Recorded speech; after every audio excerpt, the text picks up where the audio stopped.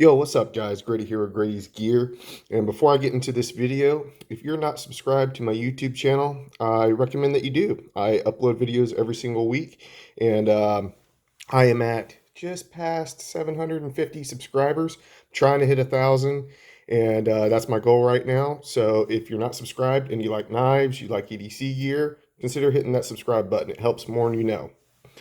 So now that we got that out of the way, I typically forget to say that in my videos because I feel weird about it, but I am trying to hit that 1,000 sub number. That's just my goal for myself, guys. But anyways, today for you, I have a first impressions of a new knife that I just got a few days ago. It is my first knife purchase of 2022, and it is a Pena Knives Mula. Now, it's kind of ironic that this is my first knife pickup of the year, because my last knife pickup of the year for 2021 was also a Pena, and that was this guy, the X Series Apache, which I am loving. Review is coming on this guy. I did an unboxing video on this. Absolutely loving this knife. Very, very cool, from Enrique Pena, which is one of my favorite custom knife makers. I just love his designs. I'm also a traditional guy, so I love how he takes these and modernizes them. Very, very cool. So anyways, this one is probably his most popular knife. I've wanted this for months, and they do pop up every now and then on the secondary, but out of all of his knives, this one nobody really seems to want to sell. A lot of people love the Mula, right? And I was holding out for a specific configuration. I wanted the all-tie one. The other variations that he does have are the micarta inlaid versions, and they have what is it, natural, green, and black micarta. And then they also have some exclusives from other dealers that have the fat carbon inlay.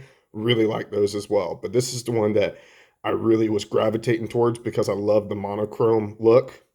And the first thing that I noticed on this that was different than the older version Mulas, which is weird. I got this from Knife Joy, and it said Old Mula on it. But I watched like Stas's video, Stas23.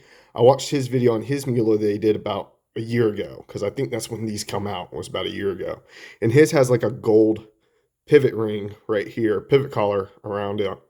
And I don't know if it was brass or if it was gold anodized, but his had that. This one that I got is all silver, which I am very thankful for, because I wasn't a big fan of the gold. I didn't think it matched the rest of the knife. All of this is like a monochrome look to it with a raw tie and satin blade.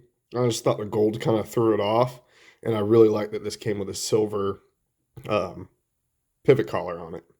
So you are rocking M390 blade steel, which is my favorite for EDC purposes. That edge retention is awesome. These are made by Riot, guys, and I am a huge fan of Riot made knives. You guys know that. It's my favorite overseas manufacturer for knives, and this is rocking a belt satin blade, which is absolutely stunning. It is gorgeous. This knife has sort of like a plain look to it, but I like it. Like, it's very, very plain blade shape, very neutral handle, and I love it. To me, this knife is most comparable to like a Sabenza. It's got that plain look to it, but it's functional and it works. In my opinion, and this is my opinion, guys, I think this is a little bit better than a Sabenza. I would recommend this over a Sabenza just because it's on bearings. You can flick it, you can middle finger flick it, and stuff like that. And it's the same concept. It's a frame lock. There is no internal milling in here, guys. This knife is a lot weightier than what I thought originally, but that's just what I was looking at. I mean, when I first got it, I was like, this kind of reminds me of a Sabenza, and this knife does come in at $295, which I think is worth it. Do I think you're getting a value? No, but I think that it's worth the price point. Obviously, I bought it and I plan on keeping it. So, yeah. Action on this guy, fantastic. I think that detent is dialed. You see it drops to my nail. It is a shake shutter, but you don't have to shake it too much. Very, very good on the action on this guy. You can get your finger in here and middle finger flick it. That detent is dialed very well on there, so you can do that. So it does have a little bit of fidgetability. It has a little bit of a fidget factor to it, guys. I'm making up words as I go. But so far, and I've only had this a few days, but I've carried it every single day since I've gotten it. There's only been one drawback to this knife that has really like bugged me about it. And I find that on some of Enrique's designs, guys. His design language is very, very cool. This one's like got a very modern look to it. I love it. Very sleek, right? My biggest issue is this right here under the pocket clip. Now, I do not know if that was meant for a design choice. Like, as design-wise, it looks cool. Looks modern, you know what I mean? It has great aesthetics. It looks cool. But it being right under the pocket clip right here, so when this is going into your pocket, you're going, and it's just, you feel that coming in and out of your pocket. I feel it more going into the pocket than I do coming out. Now, I wear cargo shorts that have pretty thin pockets. So does it bother me? Yes, it does bother me, but I don't like notice it as much as if you're wearing thick jeans. That's going to bug the shit out of you, and it's going to tear up your jeans over time. Now, lucky for me, you know, this is getting thrown in my rotation. I rotate knives all the time. I'm a reviewer. I'm testing new stuff out all the time, and I also have a rotation of EDC knives. So is this going in my pocket enough to where it's going to shred my pants the first week? No, it's not. But it is something to note. If you're planning on buying this and it's being like a one and done, or you're planning on buying it and you're not going to buy another knife for 6 months and you're going to carry this for 6 months straight, I want you to know that. I want you to know that this is going to bug you, and it's sharp too. It's not like it's, you know, I mean, it's not sharp to like cut me or anything like that, but it's sharp enough to where it's going to shred the shit out of your jeans. So I just want you guys to know that if you're getting into this. And to me, this doesn't make sense. If this is a relief cut, he could have easily put that on the inside of the knife. I don't really understand why that was put on the outside. But, I mean, is it a deal breaker for me? No, for the reasons I just explained to you. I have other knives that I carry throughout the week. I rotate. It's not something that's going to be in my pocket for a year straight. So I'm not really worried about tearing up my pocket super quick. But it will do that. And it's not a deep carry pocket clip. That's the other thing. Like, you got about that much knife sticking out of your pocket. It's quite a bit. For some people, that's a deal breaker. They want a deep carry knife. For me, it's not the biggest deal, but I do wish it was a little bit more deep carry. As far as retention on the pocket clip goes, it's not bad. Not bad at all. You definitely know that it's there. It's not going to come out. And with these little ridges right here, it's definitely extra resistance that's going to take for this to come out of your pocket. Blade centering is dead freaking center on here. The fit and finish on this guy is awesome. If you get the full tie, it feels like the same type of finishing that's on my Koenig areas, guys. That it's just very refined, very well done. Comparably to a Sabenza, these look like tie connector thumb studs on here, and these function very well. They're very comfortable. I will note though, if you're middle finger flicking, this thing rides very close to the frame, so you have to really get up under it with some good leverage if you want a middle finger flick. But because that detent is very good on this, you're not going to have an issue on here. And Riop pretty much nails their detents, at least in my experience, and I've owned a lot of knives that have been Riop made, and all of their detents have been fantastic. The other thing on here that I noticed, I think this is all T8 hardware, which is awesome. It's not like T8 on the pivot and you got T6, which everybody hates, on the body screws. So it looks like all T8 hardware on here, so it's not going to be hard to disassemble and maintain.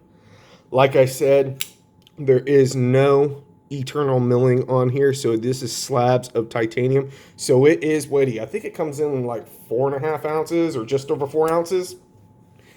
I actually like it more than I thought. When I first got it, though, I was not expecting it to be that heavy, and I was like, holy shit, it's kind of weighty, son of a bitch. But it actually feels really good. Makes it feel like you have a solid knife in your hand. So I really do like that.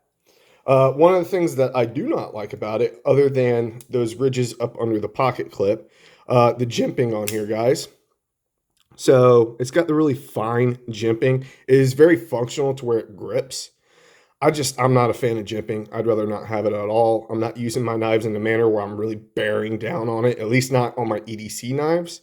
So I'm not a big fan of that. And your skin kind of gets up in there. That's one issue that I ran into on the Apache, was that my skin would get all in here because it's a very fine jimping on here. And that kind of bugged me a little bit. Is it a deal breaker? No, I still love it. But it's just something to note. I would rather just have jimping right here on this flipper tab and then nothing at all. I understand why they did it. So you have jimping here because of that kickstop mechanism. I understand why, but I'm just not the biggest fan of jimping. So that's a negative on here that I've noticed. Going back to positives though, this flat spot right here, it's not a choil or anything, but because it's flat and your thumb naturally rides right here and it kind of pinches it right here, gives you an ability to choke up and it be extremely comfortable and have a ton of control also. So that for me is a huge plus. Also, the grind on here and how thin the blade is. This thing is a slicing machine. It came stupid fucking sharp straight out of the box. So if you're looking for a cutter for all your EDC tasks, this is going to do it for you.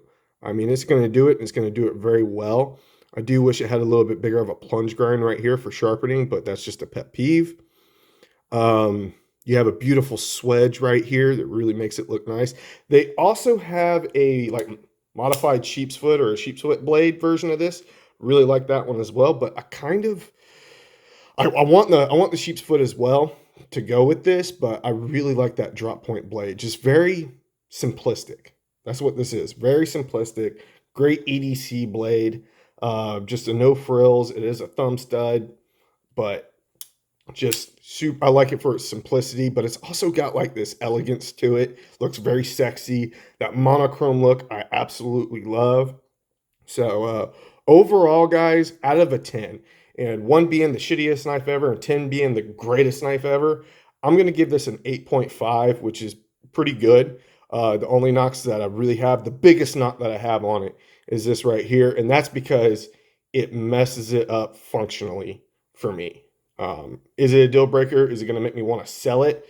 No. I mean, I'm never going to say never, but I definitely plan on keeping this. I wanted this for so long, and all the other positives are very well done. So it's enough for me to overlook this, but I did want to let you guys know about that. So what we're going to do is I'm going to give you guys a little bit of size comparisons. I'm not a specs guy, but I will give you guys some comparisons to some of the other staples in my EDC rotation, the ones that I carry the most. So we're going to get it next to the Quiet Carry Drift, which, as you can see, it's a little bit bigger than the Drift, not by much. Let's see. Let's go with another one of my absolute favorites, my favorite knife in my collection, Koenig Knives Arius. As you can see, the Arius just absolutely dwarfs this knife. Arius is like an 8.5 inch and overall length, 3.5 inch blade. So let's see if we can get them right here, butt to butt. And you can see the Arius is quite a bit bigger.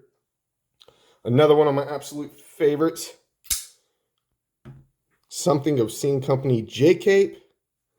And as you can see, in terms of overall length, they are pretty much neck and neck as far, I mean, the J-Cape's just a little bit bigger, but the J-Cape's a lot wider of a knife than this. This is a lot slimmer. Weight, though, they feel very comparable in weight, though, because this is kind of heavy, but it's lighter for how big of a knife that it is, if that makes sense. It's kind of, I know it's kind of weird to say, but this feels lighter than it should be, if that makes sense. But, yep, that's it next to the J-Cape, which a review is coming on this guy. I've had it for a few months now, and I've really gotten to know it, and I love it. So, look out for a review on that. Let's do it next to the Apache, which you guys have already seen. As you can see, the Apache is a very small knife, so it is a little bit bigger than the Apache. This is the Mula is like a mid-size knife, 3.25 inch blade, which is my sweet spot. And let's get it to another one of my absolute favorites of all time, the Leon Ma Field Duty EDC, which They are about the exact same size. So that's part of the reason why I love the Mula so much. It's almost the exact same size as my Field Duty EDC. Again, the Field Duty EDC is just a little bit wider in this length, but the Field Duty EDC is way lighter than the Mula. So there are the size comparisons, guys.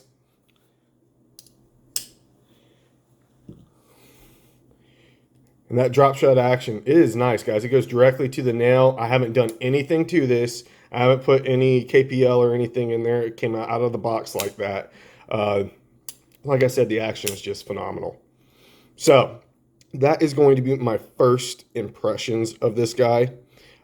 This is a very popular model. They sell out everywhere. You'd have to follow the Pena Knives Facebook group, the buy, sell, and trade one, if you guys are interested in picking one up. But I would recommend it. Overall, I would recommend it. Like I said, 8.5 out of 10. I think this is a very cool EDC blade. I've been enjoying carrying it. And if I didn't mention before, it does come with this really cool back spacer. Almost reminds me of like a shear grow off kind of back spacer. And you do have a pin right here for all you lanyard fans. You guys can rejoice. You guys can soup it up with whatever kind of lanyard that you would like.